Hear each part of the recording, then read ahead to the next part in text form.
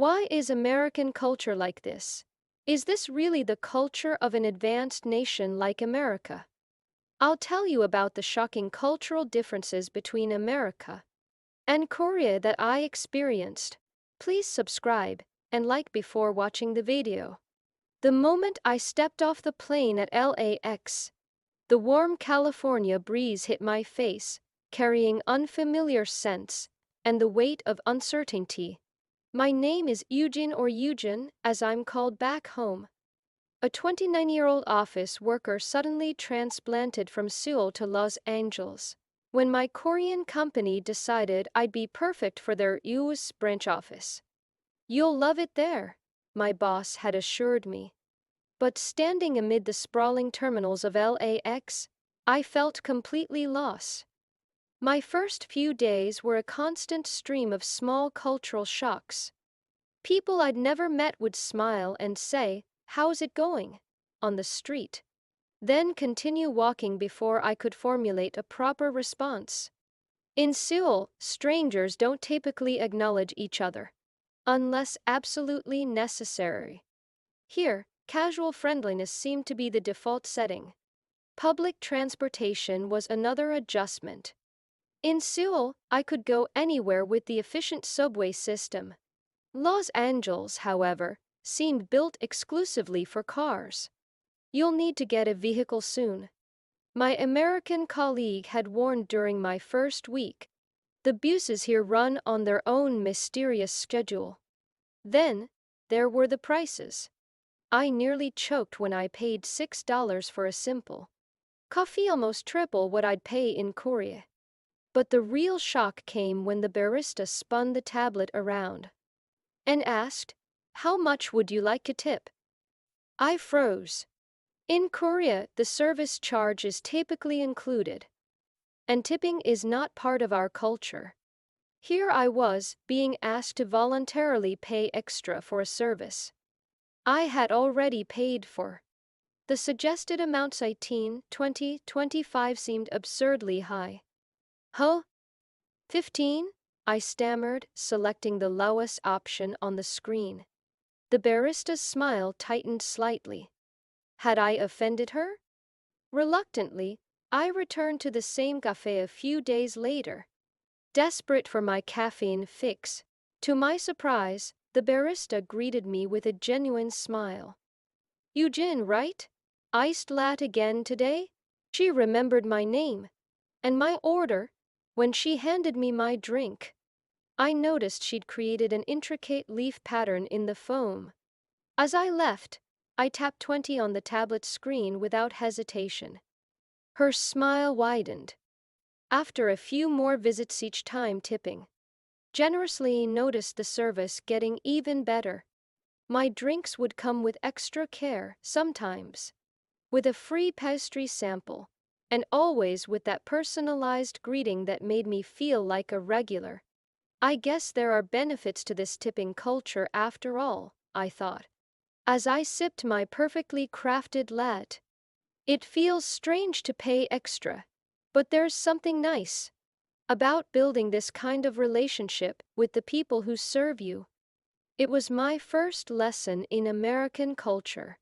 What had initially seemed like an inconvenient custom was actually creating a more personalized experience. Perhaps there were other aspects of American life that would surprise me in similar ways. I just needed to keep an open mind. My first day at the Los Angeles office arrived with the familiar flutter of first-day nerves. I had meticulously prepared my outfit the night before: a crisp navy blazer, tailored slacks, and a simple white blouse. In Korea, this would be considered standard, perhaps even casual for office attire. When I walked through the glass doors of the modern office building, I felt like I'd stepped onto the wrong movie set. My American colleagues were dressed in a way that would have gotten them sent home in Seoul.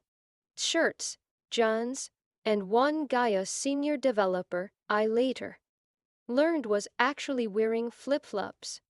"Is this casual Friday?" I whispered to the receptionist. She laughed. "No, This is just Tuesday. I felt painfully overdressed like a penguin that had wandered into a beach party. As I made my way to my assigned desk, I mentally calculated how quickly I could revamp my entire work wardrobe. But then something unexpected happened.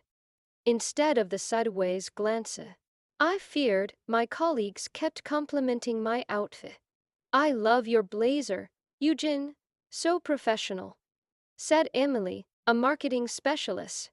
"That blouse is gorgeous." "Where did you get it?" asked Michael from accounting. "Back in Korea, if someone commented on your clothing at work, it was rarely positive. I'd heard managers say things like, 'Why are you so dressed up today?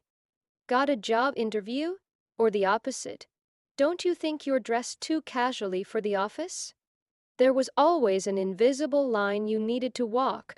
Here, personal style seemed to be celebrated rather than scrutinized. It was my first glimpse of American individualism in practice. The culture shock continued that evening when my team suggested we go for drinks after work. In Korea, these after-work drinking sessions hosik were essentially mandatory.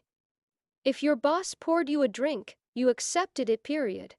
Refusing would earn you sidelong glances and whispers about your inability to be a team player. When our drinks arrived, I noticed some people had ordered beer, others wine, and some just water or soda. When the manager offered to order a round of shots, I braced myself for the obligatory participation. "No thanks, I don't drink alcohol," I said, prepared for the uncomfortable silence that would follow. Instead, Mark, my manager, simply nodded. "No problem. Would you like something else? They make great mocktails here." There was no pressure, no judgment, just acceptance. I felt a weight lift from my shoulders. One I hadn't even realized I'd been carrying all these years. "I guess I don't need to walk on eggshells here," I thought, sipping my virgin mojito as my colleagues laughed around me, no one caring who drank what or how much. This is what freedom feels like. Korean carpool culture. A few weeks into my new job, Emily from marketing approached me with an unexpected offer. "Hey Eugene, my dad has this classic car sitting in our garage. It's a 1967 Mustang that he restored years ago. I don't need it, and you mentioned you're looking for transportation. Want to drive it?" I was speechless. In Korea, you don't just give someone a car, especially not a classic one. When I hesitated, Emily shrugged. "Just take good care of it. Dad would be happy knowing someone's enjoying it instead of letting it collect dust." My mind raced with concerns. Back home, driving an older car would immediately label you as struggling financially. In Korea, there's enormous pressure to drive the newest models, even if it means becoming what we call carpool chapu in Korean, a growing social phenomenon where people sacrifice their quality of life just to maintain automotive appearance. The carpool spend up to half their monthly income on car payments, insurance, and maintenance for luxury vehicles they can't actually afford. I've seen colleagues living in cramped studio apartments and eating instant ramen for dinner, yet driving brand new BMWs and Mercedes to work every day. Some even take out high-interest loans just to make a down payment on a prestigious car. It's considered better to appear successful through your vehicle than to actually live comfortably. Image is everything in Korean social hierarchy. But something about Emily's casual generosity made me say yes. The first day I drove the restored Mustang to work, I was anxious. Would my colleagues think I couldn't afford better? Would they judge me? Instead, I was met with enthusiastic admiration. "Whoa, is that yours? That's an awesome ride. A 67 Mustang. How did you score that beauty? The restoration work is incredible." Mind if I take a look under the hood sometime? Even strangers in parking lots would approach me with compliments and questions. The car that I feared would mark me as financially struggling had instead become a conversation starter, a symbol of unique taste. It dawned on me that here, individuality trumped conformity. While Koreans often judge status by brand newness, Americans seem to value authenticity and character. People here care more about what makes you different than what makes you fit in. I realized, running my hand along the Mustang's perfectly maintained dashboard. Another small but significant lesson in American freedom. After 2 months in LA, I found myself staring at my makeup bag one morning. In Korea, full makeup was essentially mandatory for professional women. Going barefaced to the office would trigger concerned comments. Are you sick today? Or the more direct, you should put more effort into your appearance. That day, I decided to experiment. I applied only light moisturizer and lip balm before heading to work. All day, I waited for comments that never came. Nobody mentioned my lack of makeup, not even a hint of judgment. The next week, when I did wear makeup, a colleague smiled during lunch. That lipstick shade is gorgeous on you, Eugene. I almost dropped my fork.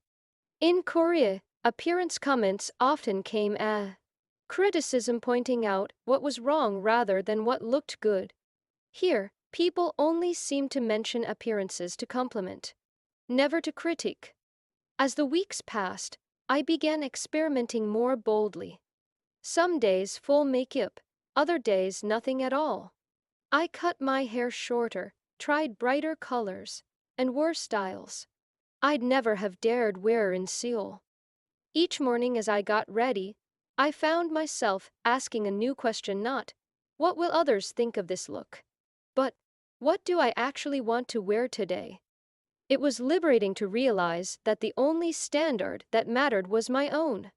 In this small way, America was teaching me the true meaning of personal freedom. My first team meeting was a culture shock.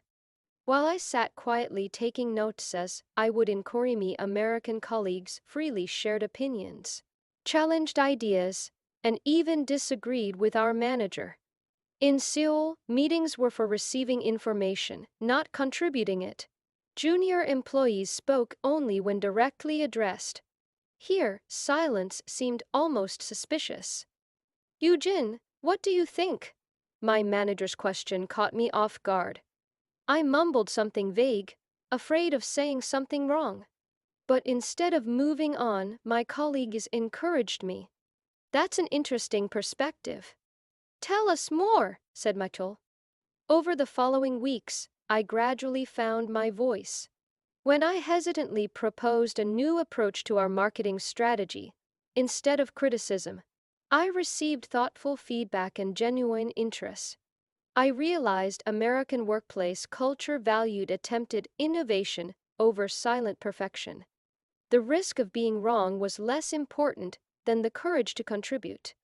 Here, failing isn't as scary as not trying at all, I wrote in my journal that night. Another American lesson: the attempt itself had inherent value. 6 months in America had transformed me. Cultural differences that once felt jarring now seemed freeing. The constant awareness of others' judgments that had shaped my life in Korea, what will people think, had been replaced by a more liberating question: what do I actually want? Yet I found myself appreciating certain aspects of Korean culture to our emphasis on consideration for others, our sense of community responsibility. Perhaps there was no perfect culture, only different ways of being human.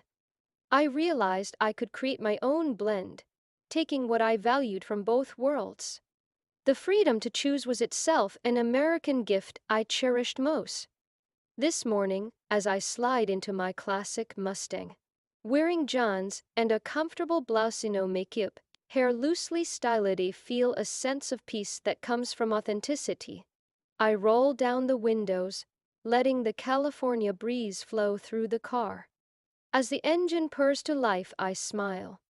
I'm not fully Korean anymore, nor am I American. I've become something new, a person who has learned to find freedom in being truly herself. That's the end of this story.